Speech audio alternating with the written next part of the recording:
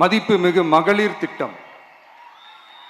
மக்கள் பணத்தை மக்களுக்கே திருப்பி தருவது எப்படி ஓசி என்று கேலிக்கு உள்ளாகும்? எப்படி இலவசம் என்று ஏளனமாக பார்க்கப்படும்?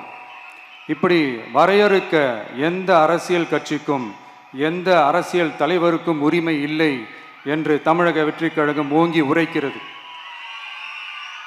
இந்தியாவில் நம்பர் 1 இல்லாத மாநிலங்களில் கூட பெண்களுக்காக மாதம் வழங்கப்படும் தொகை அதிகமாக உள்ளது. ஆனால் நம்பர் 1 மாநிலம் என்று தனக்குத்தானே தம்பாட்டம் அடித்துக் கொள்ளும் வெற்றி விளம்பர மாடல் திமுக அரசில் மகளிர் உரிமை தொகை என்ற பெயரில் வெறும் 1000 ரூபாய் மட்டுமே வழங்கப்பட்டு வருகிறது. மக்களுக்கு அரசின் சார்பில் வழங்கப்படும் தொகையால் அவர்களின் மளிகை சாமான் வாங்குவது போன்ற முக்கிய செலவுகளில் ஒன்றாவது குறைந்தபட்சமாக வேணும் பூர்த்தியாக வேண்டும்.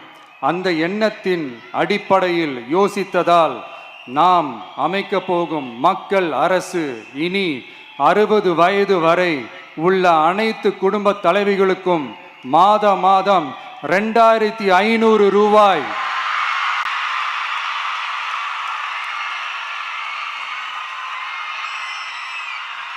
வழங்கப்படும் என்பதை பெருமகிழ்வுடன் அறிவிக்கிறோம்.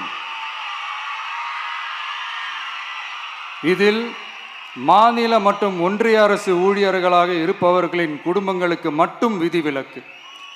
இப்படி செய்வதால் கூடுதலான குடும்பங்கள் பயனடையும் வாய்ப்பு அதிகரிக்கும் என்பதை நம் தாய்மார்கள் அனைவரும் மகிழ்வுடன் ஏற்றுக்கொள்வர் என்பது நமக்கு தெரியும்.